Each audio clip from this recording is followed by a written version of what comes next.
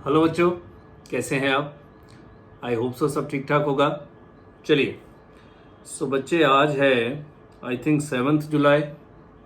Yes, so today 7 जुलाई 2021 और आज हम डिस्कस कर रहे हैं CA final SFM new course का पेपर जो अभी अभी हुआ है 2 घंटे पहले।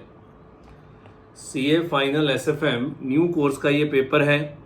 ये पेपर का कोड है JLB। So sir, what is your overall view regarding the exam? This is very very very very easy paper. मतलब एक ड्रीम पेपर है सीए फाइनल एसएफएम के बच्चों के लिए। इससे आसान पेपर सीए फाइनल का नहीं आ सकता। 90% क्वेश्चंस आज द पास्ट सम्स, पास्ट मतलब जो ऑलरेडी पहले एग्जाम्स में आ चुके हैं।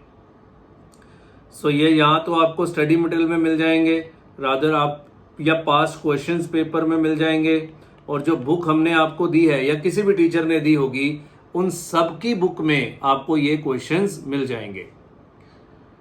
पिछले 2-3 अटेम्प्ट्स का पेपर देख के ऐसा एहसास नहीं हो रहा था कि इतना इजी पेपर आ सकता है, बिकॉज पिछले 2-3 अटेम्प्ट में इंस्टीट्यूट ने एसएफएम के पेपर में इंटेंट दिखाया था कि हाँ, हम बच्चे से नई चीजें भी पूछ सकते हैं, हम बच्चे से न्यू टाइप ऑफ सम्स भी पूछ सकते हैं।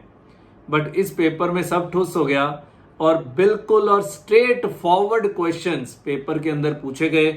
ऑलमोस्ट पास्ट पेपर्स के सम जो पास्ट पेपर्स में आ रखे हैं वही के वही सम एज इट इज उठा के एग्जाम में डाल दिए गए।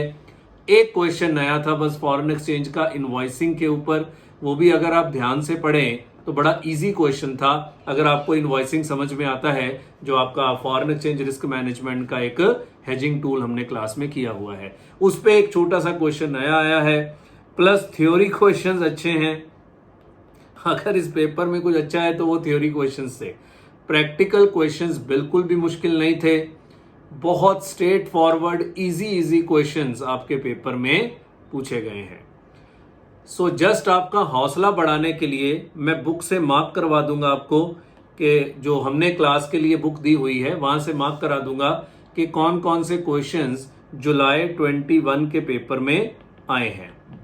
ठीक है, सो ये न्यू कोर्स का पेपर है, पहले मैं आपको बता दूं, ये ओल्ड कोर्स का पेपर नहीं है। हाँ, ओल्ड कोर्स का पेपर फिर भी अच्छा है। ओल्ड कोर्स के पेपर में कुछ सम्स ऐसे हैं जो बढ़िया वाले पूछे गए हैं, पर न्यू कोर्स में इस बार नहीं पूछे गए। पिछले 2-3 अटेम्प्ट से न्यू कोर्स का पेपर भी बड़ा अच्छा आ रहा था, पर ये पेपर जिसने भी दिया अगर वो खुश ही हुआ होगा, मतलब प्रोवाइडेड उसने तैयारी ना करी हो तो कुछ कह नहीं सकते। अदरवाइज इस पेपर में ऐसा कुछ नहीं था कि ये पेपर आपका बेकार हो जाए। सो मैं बुक से मार्क्स सिर्फ इसलिए करवा रहा हूं कि आपको पता लग जाए कि कौन कौन से क्वेश्चंस आए हैं। ये क्वेश्चन सिर्फ मेरी बुक में नहीं, ये सबकी बुक्स में होंगे। ये इंस्टीट्यूट के क्वेश्चंस हैं, पास्ट पेपर्स के क्वेश्चंस हैं जो पहले भी एग्जाम में आए हुए हैं। क्लियर है? सो आइए क्वेश्चन बाय क्वेश्चन चेक करते हैं। हमेशा की तरह question number 1 is compulsory question. आइए जरा देखें क्या पूछा है। बच्चे, ये 8 मार्क्स का इंटरनेशनल कैपिटल बजटिंग का सम है और ये कट एंड पेस्ट बुक से आया है। रादर ये इंटरनेशनल कैपिटल बजटिंग नहीं है। जब हम क्लास में इसको कराते होते हैं सो हम बोलते होते हैं ये इंटरनेशनल कैपिटल बजटिंग नहीं है, कैपिटल बजटिंग का सम है, बिकॉज पूरा सम डॉलर में ही करना है और एक्सचेंज रेट है ही नहीं।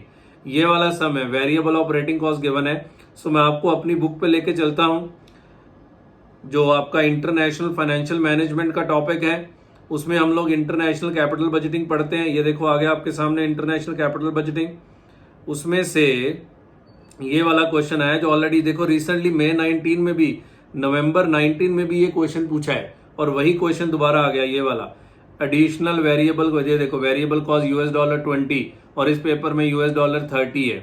कैश फिक्स कॉस्ट यहाँ $30 मिलियन है और इस पेपर में कैश फिक्स कॉस्ट उतनी है $30 मिलियन।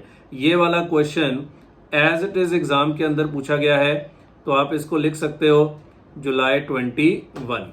बहुत ही इजी क्वेश्चन, रादर एक नॉर्मल कैपिटल बजटिंग का सम जिसमें डॉलर का रेट भी नहीं दिया होता, तो इसको इंटरनेशनल कैपिटल बजटिंग कहना बेईमानी है। ये इंटरनेशनल कैपिटल बजटिंग का सम नहीं होता, क्योंकि इंटरनेशनल कैपिटल बजटिंग में तो एक्सचेंज रेट की दिक्कत होती है, तो मैं तो सम पढ़ूंगा भी नहीं, ये आप खुद से पढ़िएगा। बहुत इजी सम था, कुछ भी नहीं था इसमें, ठीक है। तो ये 8 नंबर का सम था। आगे ये क्वेश्चन आया है डेरिवेटिव में से, इसमें से हमेशा ही सम आता है, हेजिंग थ्रू इंडेक्स फ्यूचर्स, और इसके कितने सम क्लास में कराए हुए हैं ये आपको पता है, बहुत ज्यादा सम इसके क्लास में कराए हुए हैं। और किसी भी सम पे उंगली रख दीजिए, ये देखो कि जिसका ये पेपर है उसने लिखा भी हुआ है, ये प्रैक्टिस मैनुअल से आया है। सो आप किसी भी सम से उंगली रख दीजिए, ये उस वही सम है कि सिंपल है, बीएससी इंडेक्स की वैल्यू दी हुई है, वैल्यू ऑफ पोर्टफोलियो दिया हुआ है, रिस्क फ्री रेट दिया हुआ है, डिविडेंड यील्ड ऑन इंडेक्स दिया हुआ है, पोर्टफोलियो का बीटा दिया हुआ है। वो कह रहा है 4 मंथ के फ्यूचर से आने वाले 3 मंथ के लिए हेज करना है, 50 का कॉन्ट्रैक्ट साइज है। एक तो थ्योरेटिकल फ्यूचर प्राइस निकाल दो, S+C -D, और दूसरा gain on short if index turns out to be 22,500 in 3 months.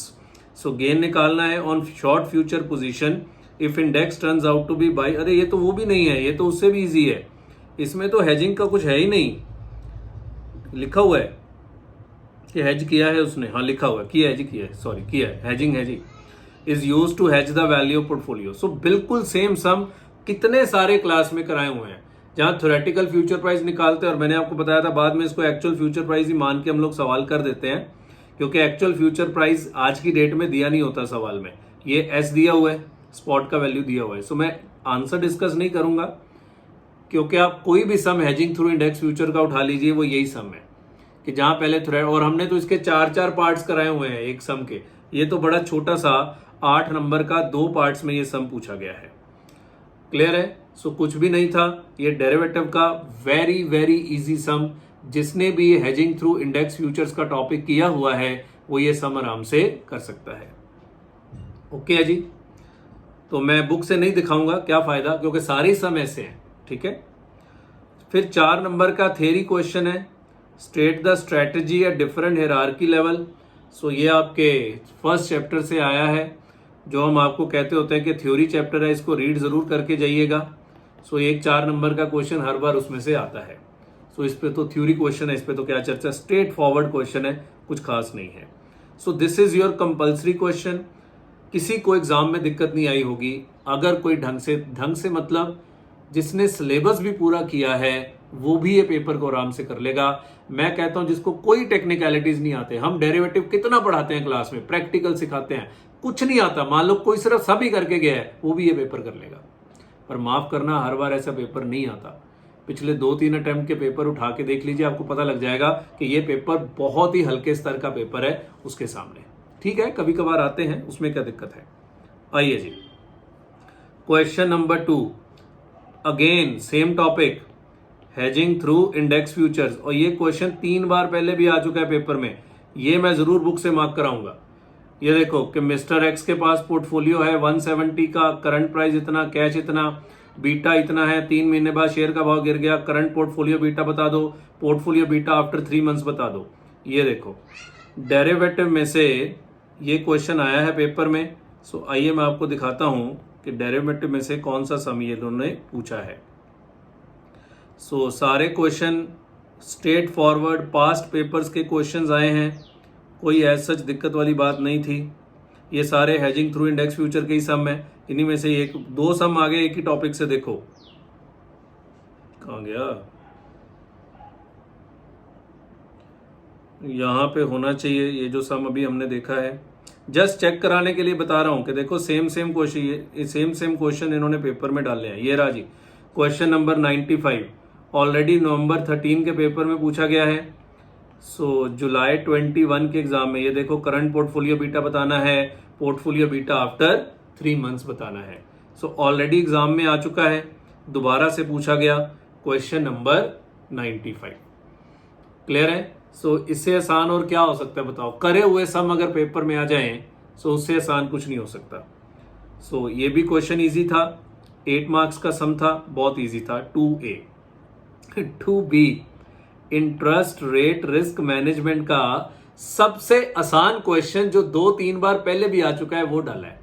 मतलब IRRM का सबसे इजी क्वेश्चन है ये, इससे आसान सवाल कोई नहीं है। सेमी एनुअल फिक्स्ड पेमेंट निकाल दो, फर्स्ट फ्लोटिंग रेट पेमेंट निकाल दो, और सेटलमेंट और नेट बेसिस। तो मैं आपको दिखाता हूं कि मैं क्वेश्चन को जब भी कराता हूं मैं कहता हूं ये क्वेश्चन पेपर में आने लायक नहीं है, पर इंटरेस्ट रेट स्वैप का समय ये देखो, ये है सेमी एनुअल पेमेंट निकाल दो, फर्स्ट फ्लोटिंग रेट पेमेंट निकाल दो, सेटलमेंट नेट बेसिस पे। सो नवंबर 8 में आ चुका है, ये 1-2 बार और भी आया हुआ है, मेरी बुक में ये क्वेश्चन 2 बार है। सो नवंबर 8 में, और ये देखो 14, ये रिसेंटली नवंबर 18 में भी पूछा है। सो नवंबर 8, नवंबर 10, नवंबर 18 और अब जुलाई 21, क्वेश्चन नंबर 12 और 14 सेम है। सो 3 बार ये, और ये सबसे इजी सम है। हम इंटरेस्ट रेट रिस्क मैनेजमेंट में आपको कितना कुछ कराते हैं और ये सबसे इजी सम है, पर माफ करना वो भी आते हैं। इस पेपर को देख के ये ना कर लेना कि हाँ हम तो हल्के लेवल की तैयारी करके चले जाएंगे, हर बार ऐसा नहीं होता। कभी कभार कर्म अच्छे हो तो इस तरह के पेपर आ जाते हैं। मुझे भी आ गया था 2011 में, 2009 में, सॉरी मैंने 2009 में अटेम्प्ट दिया था। बड़ा फ्लैट पेपर था एसएफएम का, बिल्कुल सीधा साधा, और वही हुआ। ये भी देखो, बिल्कुल सबसे इजी सवाल ढूंढ के डाले हैं पेपर में। सो ये इतना इजी क्वेश्चन है कि क्या बताऊं। सो ये इंटरेस्ट रेट रिस्क मैनेजमेंट का 8 नंबर, आई थिंक इसको करने में 8 मिनट भी नहीं लगेंगे। अगर किसी को 8 मिनट लग रहे हैं समझ लो वो तैयारी नहीं करके गया। ठीक है सर, लो जी, मेन फीचर्स ऑफ वार पूछ लिया है। So again theoretical, straightforward theoretical question, कुछ भी नहीं है। तो जब हम वैल्यू एट रिस्क कराते हैं वहां वार के फीचर्स लिखवाते हैं। सो ये वार पूछा हुआ है, ये देखो जिसका पेपर है उसने लिखा हुआ है सिंपल, ठीक है ना। सो ये था जी आपका second question, totally derivative. Index future से 2 सम आए हुए हैं, एक 1 का बी और एक 2 का ए। क्लियर है। आइए जी third A, this is equity valuation. अपने चैप्टर स्टडी मटेरियल के अनुसार सिक्योरिटी एनालिसिस, सिक्योरिटी एनालिसिस नहीं है। कौन सा है आपका? इक्विटी वैल्यूएशन चैप्टर का नाम क्या है आपकी बुक में? मैं नाम भूल गया। सो अभी दिखाता हूं आपको ये कौन सा सम आया। ये बहुत इजी सम है, इक्विटी वैल्यूएशन का सम है। टोटल एसेट दिया है, एसेट टर्नओवर रेशियो दिया है, इफेक्टिव इंटरेस्ट रेट दिया है। मैं दिखाता हूं आपको, मुझे इसका पहला वर्जन ढूंढना पड़ेगा।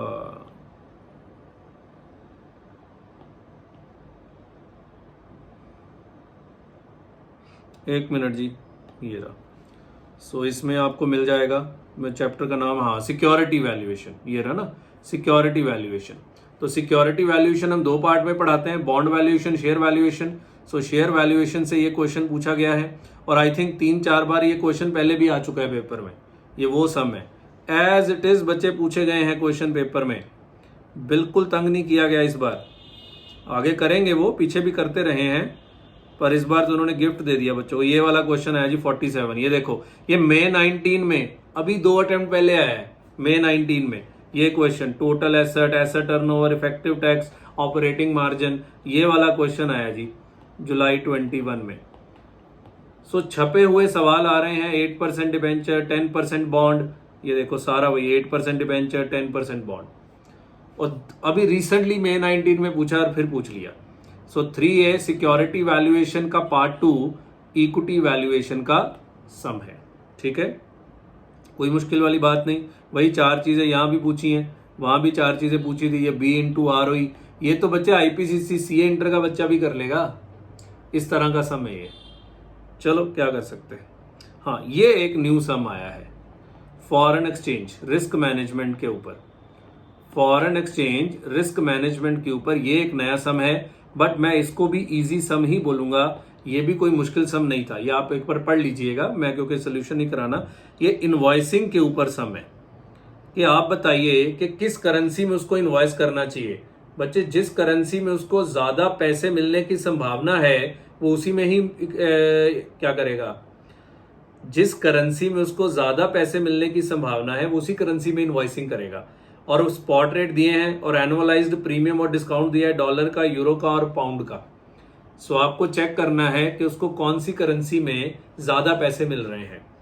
इजी क्वेश्चन था, बट न्यू क्वेश्चन था, इकलौता सवाल जो नया आया है और बिल्कुल भी मुश्किल सम नहीं है।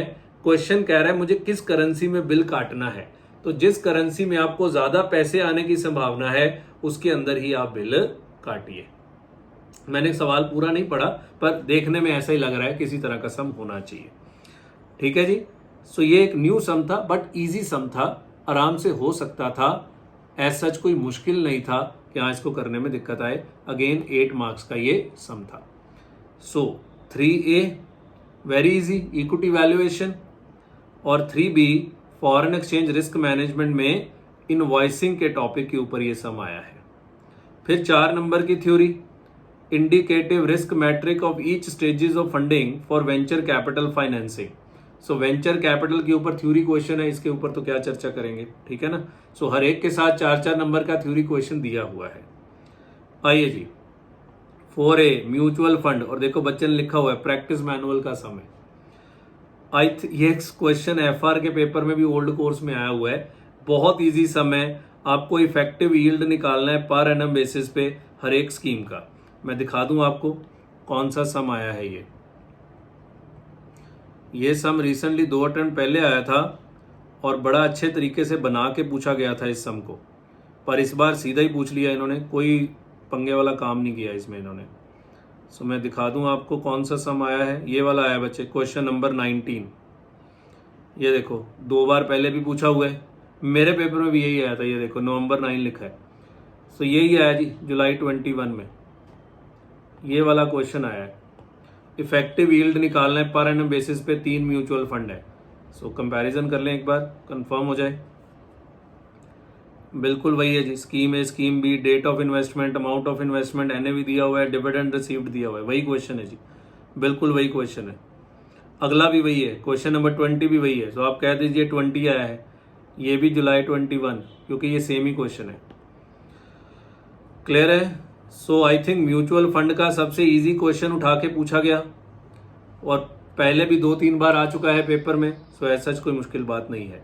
8 नंबर का सम और 8 मिनट या 10 मिनट का ये सवाल था। मजे की बात है कि क्वेश्चन पेपर बड़ा नहीं था, ज्यादा समय नहीं लगेगा आपको इसको सॉल्व करने के लिए, बड़ा पेपर नहीं था ये। आइए जी 4B बच्चे, बॉन्ड वैल्यूएशन, सिक्योरिटी वैल्यूएशन में बॉन्ड वैल्यूएशन, और इसमें कन्वर्टेबल बॉन्ड का सम आया है। कन्वर्टेबल बॉन्ड के जिस मर्जी सम पे उंगली रख दीजिए वो यही सम होता है। और ये देखो बच्चे ने लिखा है प्रैक्टिस मैनुअल, मतलब पहले भी एग्जाम में आ चुका है। कन्वर्जन वैल्यू निकाल दो, percentage downside risk, conversion premium और कन्वर्जन पैरिटी प्राइस। मैं आपको एग्जैक्ट क्वेश्चन दिखा ही देता हूँ कि कौन सा आया है। वैसे जरूरत नहीं है, बिकॉज कन्वर्टेबल बॉन्ड का आप कोई भी सम उठाएंगे तो वो ऐसा ही दिखेगा। ये लो आ गया आपके सामने, कौन सा है, कन्वर्जन वैल्यू ऑफ बॉन्ड वाला। ये है जी stock value of bond percentage. और ये देखो नवंबर 08 में पहले भी आया हुआ है, कन्वर्जन प्रीमियम और कन्वर्जन पैरिटी प्राइस, बिल्कुल ये वाला सम आया जी। क्वेश्चन नंबर 68 पहले भी एग्जाम में आया हुआ है। सो ये भी आ गया किसमें, जुलाई 21 में। कोई नया क्वेश्चन, सिर्फ एक क्वेश्चन नया आया है बस फॉरेन एक्सचेंज का, बस, और कुछ भी नहीं, बाकी सब प्रैक्टिस मैनुअल। तो ये देखो पिच प्रेजेंटेशन पढ़ते हैं ना क्लास में कि पिच प्रेजेंटेशन के मेथड बता दीजिए। थ्योरी तो बच्चे वही कर पाएगा जिसने को एज इट इज याद है, क्योंकि ये तो सीधे साधे क्वेश्चन उन्होंने पूछे हैं, गोल मोल करके आप इनका आंसर नहीं दे पाएंगे। सो थ्योरेटिकल पे तो चर्चा नहीं करेंगे ना। लो जी बिजनेस वैल्यूएशन, और ये क्वेश्चन 2-3 बार पहले भी आ चुका है। देखो बच्चे ने लिखा ही हुआ है प्रैक्टिस मैनुअल। ये बच्चे की तैयारी अच्छी है जिसका भी ये पेपर है, प्रैक्टिस मैनुअल। और बहुत इजी क्वेश्चन है, वैल्यू बिजनेस निकालना है, कैपिटलाइजेशन रेट इतना है, फिर प्रेफरेंशियल कैपिटल दी हुई है। तो मैं दिखाता हूं आपको कौन सा सम आया है। आया हर चैप्टर में से है, वो तो आता ही है हर चैप्टर में से, पर मेन बात है कि आया क्या है। बहुत ही घटिया, घटिया नहीं कहना चाहिए, गलत शब्द है, हल्के सम आए हैं पेपर में। अच्छा है आपके लिए तो अच्छा है। सो मैं दिखाऊं आपको कौन सा सम आया है। इतने अच्छे अच्छे सम हम वैल्यूएशन में कराते हैं आपको, और ये देखो पेपर में क्या आता है। ये है जी क्वेश्चन नंबर 12, और ये देखो नवंबर 16, नवंबर 12 और अभी जुलाई 21 भी लिख लो इसके ऊपर। Question number as it is डालने हैं, कोई ट्विस्ट एंड टर्न्स भी नहीं करे। ये देखो एज इट इज डालने हैं सारे के सारे। वही देखो sale, material cost, labour cost, fixed cost, sales, material cost, labour cost, fixed cost, as it is सब कुछ डाला गया है। कोई चेंजेस नहीं करे गए, कोई ट्विस्ट एंड टर्न्स नहीं लिए गए, एज इट इज सब कुछ डाल दिया गया। तो बिल्कुल सीधा सा क्वेश्चन सिक्योरिटी वैल्यूएशन का आया है पेपर में, कुछ भी नहीं था। बी पार्ट, इसको आप पोर्टफोलियो बोल दीजिए। मेरी बुक में ये म्यूचुअल फंड के अंदर है और ये 2008 में आया था लास्ट टाइम और अभी अब आया है कि आपके पास दो प्लान है, बहुत वेटेड एवरेज बीटा निकालना है, उसके नंबर मिल रहे हैं, वेटेड एवरेज बीटा निकालना है। सो मैं दिखाता हूं, मेरी बुक में ये क्वेश्चन म्यूचुअल फंड में है पर आप इसको पोर्टफोलियो का सम बोल सकते हैं। पोर्टफोलियो से और कुछ नहीं आया जी इस बार, यही एक क्वेश्चन है, हमने तो वो भी म्यूचुअल फंड में दिया हुआ है बिकॉज इसमें म्यूचुअल फंड की बात होती है, सो हम इसको म्यूचुअल फंड में दे देते हैं, पर एक्चुअली ये पोर्टफोलियो का ही सम होता है। ये आया जी क्वेश्चन नंबर 25। ये देखो 5 म्यूचुअल फंड दिए हुए हैं, ABCDE। फिर कह रहा है कंपनी 20% हर एक में इन्वेस्ट करेगी, यहां भी वही कह रहे हैं कंपनी 20% हर एक में इन्वेस्ट करेगी। फिर कह रहा है 15% पहले में इन्वेस्ट करना है, 15% एक में, 10% एक में। देखो वेट भी सेम है, 15%, 15%, 10%। तो बिल्कुल सिमिलर क्वेश्चन यहाँ 1 2 3 करके पूछा गया, यहाँ सीधा ही पूछ लिया गया। सो ये भी पास्ट पेपर्स का समय, देखो बच्चे ने यहाँ भी लिखा है प्रैक्टिस मैनुअल। सो पोर्टफोलियो का कह लीजिए, म्यूचुअल फंड कह लीजिए, एक ही बात है। हमने बुक में म्यूचुअल फंड में ये क्वेश्चन दिया हुआ है। सो इतना इजी क्वेश्चन है कि कुछ डिस्कस करने को है ही नहीं हमारे पास, कुछ नया सम आए तो डिस्कस करें, कुछ भी नहीं है। सिक्योरिटाइजेशन की ग्रोथ में क्या क्या दिक्कतें आ रही है जी इंडियन कंटेक्स्ट में, वो बताना था 4 नंबर में। चलो छोड़ो मर्जर्स ये रह गया था, इसमें से अभी तक कुछ नहीं आया था।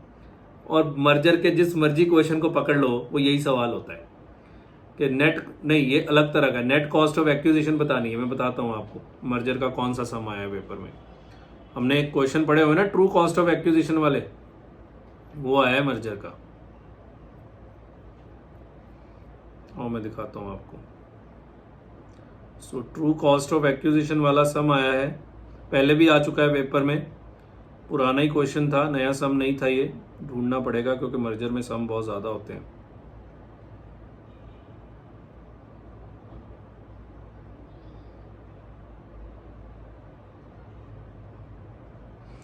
कहाँ गया ये रहा जी, इनमें से कोई एक आया है,